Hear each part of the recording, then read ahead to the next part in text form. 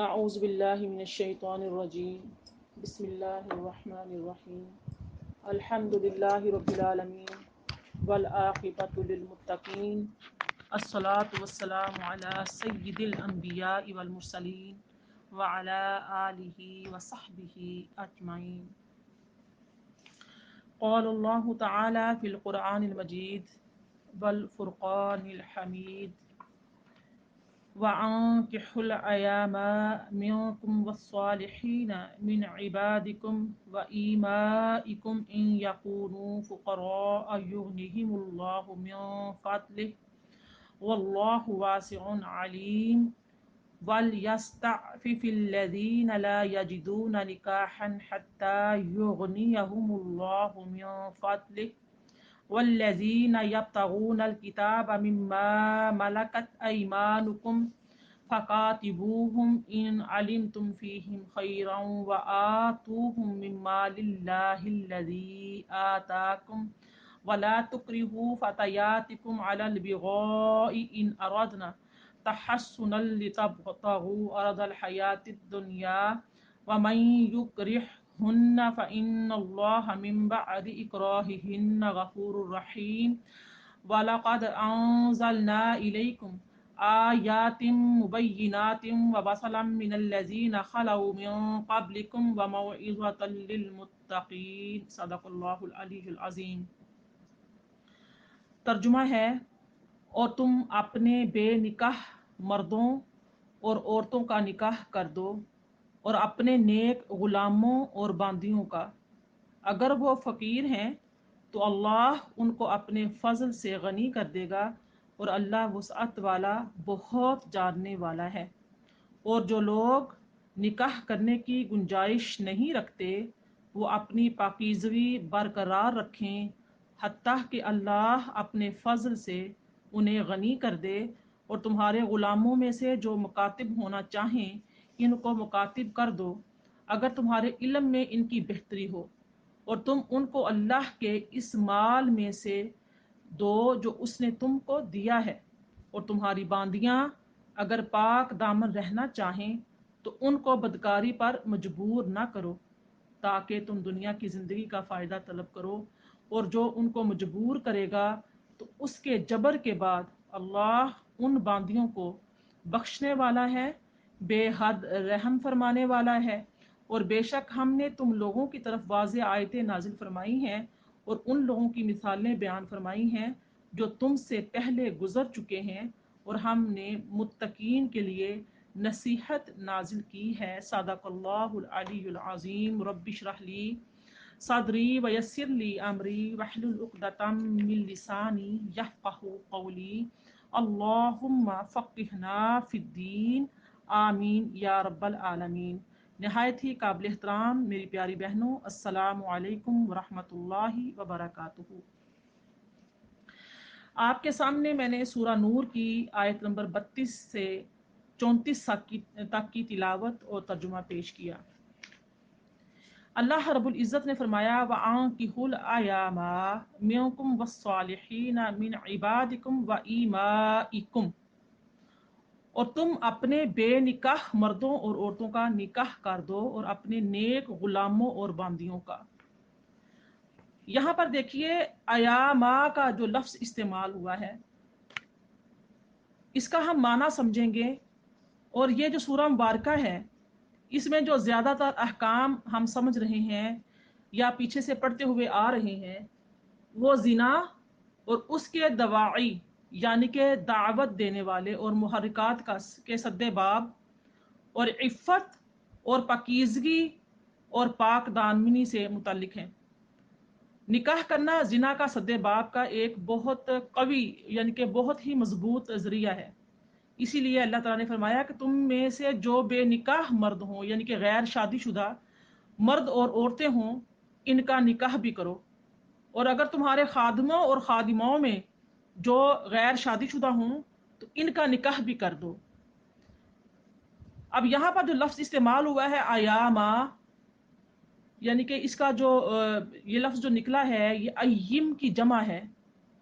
M اصل میں اس عورت کو کہتے ہیں جس کا شوہر نہ ہو، اور وہ مرد جس کی بیوی نہ ہو. اب دیکھیے خواہ وہ عورت کنواری ہو یا بیوہ، ان کو ایم کہا جائے گا. یعنی کہ جو بے نکاح کی عورتیں ہوتی ہیں، غیر شادی شدہ عورتیں ہوتی ہیں، یا بیوہ ہوتی ہیں، طلاق یافتہ ہوتی ہیں، یا ایسے ہی مرد جو غیر شادی شدہ ہوتے ہیں یا شادی کے بعد ڈیورس کر جاتے ہیں، ایسے مرد یعنی کہ جو غیر شادی شدہ ہوں، ان کو ایم کہا جاتا ہے. تو اللہ تعالیٰ کی ذات نے اس آیا مبارکہ کو ایاما یعنی کہ وَأَنكِحُوا الْأَيَامَ مِنكُمْ وَالصَّالِحِينَ سے شروع کیا. یعنی کہ حضرت ابو عبیدہ نے فرمایا کہ ہر چند کے ایم کا لفظ مرد اور عورت دونوں کے لیے ہے، لیکن اس کا غالب استعمال جو ہوتا ہے وہ عورتوں کے لیے ہوتا ہے. یعنی کہ لیکن اوور آل دیکھا جائے عموماً طور پر یہ جو لفظ ہے ایامہ، اس کا معنی ہوگا بے نکاح اور بے نکاح مرد اور بے نکاح عورتیں، غیر شادی شدہ مرد اور غیر شادی شدہ عورتیں. اب دیکھیے جو نکاح کا لغوی معنی ہے، تو اس کا جو لغوی معنی ہوتا ہے وہ ہوتا ہے ملانا اور جمع کرنا. اور شریعت میں نکاح اس عقد کو کہتے ہیں جس کے ذریعے سے کسی عورت کے جسم سے فائدہ اٹھانے کا مالک بنایا جاتا ہے. اگر کسی انسان کی شہوت معتدل ہو تو نکاح کرنا سنت ہے. یہ پوائنٹس بہت قابل غور ہیں کہ اگر ایک انسان، ایک مرد ہے یا عورت ہے، اس کی جو شہوت ہے وہ معتدل ہے، اعتدال کے ساتھ ہے، کسی کو نفع نقصان نہیں پہنچاتی، اس طریقے سے ہے، تو پھر اس کا نکاح کرنا کیا ہے؟ سنت ہے. اور اگر کسی انسان پر شہوت بہت غالب ہے، اس پر نکاح کرنا واجب ہو جاتا ہے. اور جب اس کو اپنے نفس پر ظلم کا خدشہ ہو، یعنی کہ ایسا بعض مرد ایسے ہوتے ہیں کہ جن کی طبیعت اور جس کے مزاج میں بڑی سختی ہوتی ہے، تو وہ مارنا پیٹنا ظلم تشدد کرتے ہیں اپنی عورتوں پر، یا بہت لاپرواہ ٹائپ کے ہوتے ہیں کہ وہ حقوق زوجیت ادا نہیں کر سکتے، یعنی کہ ان کے نان و نفقہ کا خیال نہیں کر سکتے. تو ایسے مرد جو اپنے نفس پر ظلم کا خدشہ ہو، یعنی کہ وہ سخت گیر آدمی جو اپنی بیوی پر ظلم کرے گا، پھر اس کا نکاح کرنا مکروہ ہوتا ہے. اور اگر وہ جماع کرنے پر قادر نہ ہو، یعنی کہ حقوق زوجیت جس کے لیے نکاح کیا گیا ہے تو وہ ادا کرنے کے قابل نہیں ہوتا، تو اس مرد پر نکاح کرنا حرام ہے. اور اگر ایسا مرد نکاح کر لیتا ہے اور بیوی کو پتہ چلتا ہے کہ یہ مرد جو ہے وہ حقوق زوجیت ادا نہیں کر رہا، تو ایسے مرد کے لیے اپنا علاج معالجہ کروانا بہت ضروری ہوتا ہے. علاج معالجہ اگر وہ نہیں کرواتا، یا پھر علاج معالجہ کروانے کے بعد بھی وہ اس قابل نہیں ہے، تو اس کے لیے یہ ضروری ہے کہ وہ اپنی زوجہ کو نکاح سے خارج کر دے، تاکہ وہ اپنی آزادانہ زندگی کسی اور کے ساتھ نکاح کر کے گزار سکے، نہ کہ وہ اس کے نکاح میں رہتے ہوئے کسی کبیرہ گناہ کی مرتکب ہو جائے. جو نکاح ہوتا ہے وہ فریقین میں سے کسی ایک کے ایجاب اور دوسرے کے قبول کرنے سے منعقد ہوتا ہے، اور اس میں دو آزاد مسلمان مکلف گواہوں کا حاضر ہونا شرط ہے. یعنی کہ لڑکے کی طرف سے بھی گواہان موجود ہونے چاہیے اور لڑکی کی طرف سے بھی گواہان موجود ہونے چاہیے.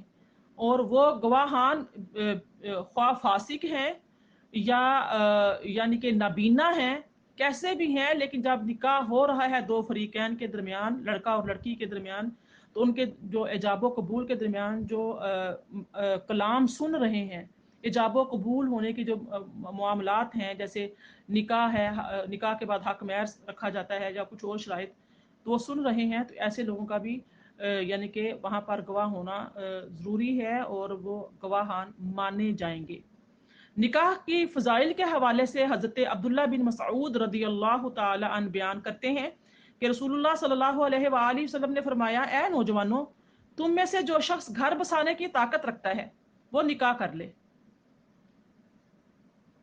کیوں کر لے؟ کہ نکاح نظر کو نیچے رکھتا ہے اور شرمگاہ کی حفاظت کرتا ہے. جو نکاح کرنے کی طاقت نہیں رکھتا وہ روزے رکھے. روزے کیوں رکھے؟ اس لیے کہ روزہ جو ہے وہ شہوت کو ختم کرتا ہے.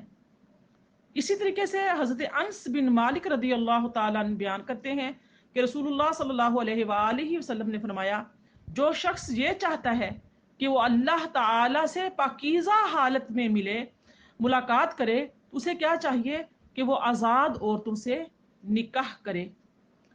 इसी सिलसिले में हज़रत अब्दुल्ला बिन उमर बिन अल-आस रदियल्लाहु ताला अन्हुमा बयान करते हैं कि रसूलुल्लाह सल्लल्लाहु अलैहि वसल्लम ने फरमाया, दुनिया एक मता है और दुनिया की बेहतरीन मता नेक बीवी है। मता कहते हैं खेती को।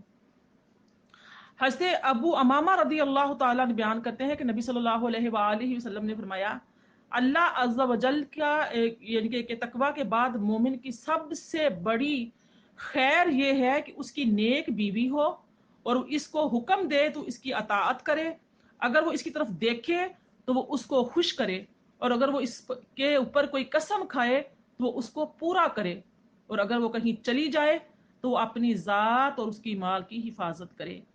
हज़रत साद बिन अबी वक़ास रदियल्लाहु ताला अन्हु बयान करते हैं कि रसूलुल्लाह सल्लल्लाहु अलैहि वसल्लम ने फरमाया, इब्ने आदम की सआदत यानी कि नेक बख्ती ये है कि नेक बख्ती जो है वो क्या है, तीन चीज़ों में है। एक तो ये कि नेक बीवी, आरामदेह घर मकान, आरामदेह सवारी। और इब्ने आदम की शकावत, शकावत कहते हैं बदबख्ती को। इब्ने आदम की शकावत क्या है, वो भी तीन चीज़ें हैं, बुरी बीवी, बदचलन, बद किरदार, बद लिहाज, बद जुबान, यानी कि बुरी बीवी जो होती है वो उसकी बदबख्ती है। बे आराम मकान, जिस घर में सुकून ना हो, ज़ाहिर है जहाँ बीवी ऐसी होगी तो वहाँ उस घर में सुकून नहीं हो सकता।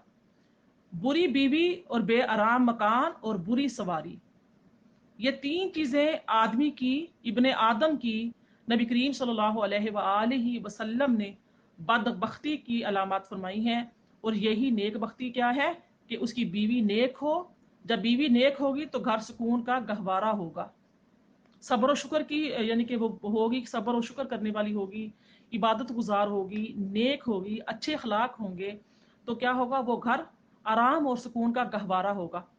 तो इस तरह से आरामदेह सवारी, ये तीन चीज़ें बदबख्ती और बदनसीबी की अलामत नबी करीम अलैहिस्सलातु वस्सलाम ने फरमाई हैं। इसी तरीके से हज़रत अनस रदियल्लाहु ताला अन्हु बयान फरमाते हैं कि रसूलुल्लाह सल्लल्लाहु अलैहि वसल्लम ने फरमाया, जब बंदे ने निकाह कर लिया तो उसका निस्फ ईमान कामिल हो गया, और अब इसको चाहिए बाकी निस्फ में अल्लाह से डरता रहे। ऐसे ही ऐसे अनस रदियल्लाहु ताला अन्हु जो हैं वो बयान करते हैं कि नबी सल्लल्लाहु अलैहि वसल्लम ने फरमाया, जो शख्स किसी औरत से उसकी इज्जत की वजह से निकाह करेगा, बहुत काबिल गौर हदीस मुबारक है कि जो मर्द औरत की किसी इज्जत की वजह से निकाह करेगा, अल्लाह उस शख्स की जिल्लत में इजाफा करेगा। और जो शख्स किसी औरत से उसके माल की वजह से निकाह करेगा, अल्लाह उसके फकर में इजाफा करेगा। और जो शख्स किसी औरत से उसके मनसब की वजह से निकाह करेगा, अल्लाह उसकी पस्ती में इजाफा करेगा। और जो शख्स किसी औरत से इस वजह से निकाह करेगा कि इसकी नज़र नीची रहे, या उसकी शर्म गाह गुनाह से बची रहे, या रिश्ता जोड़ने के लिए निकाह करेगा, अल्लाह उस शख्स को उसके निकाह में बरकत देगा और उस औरत को अपने उस निकाह में बरकत देगा।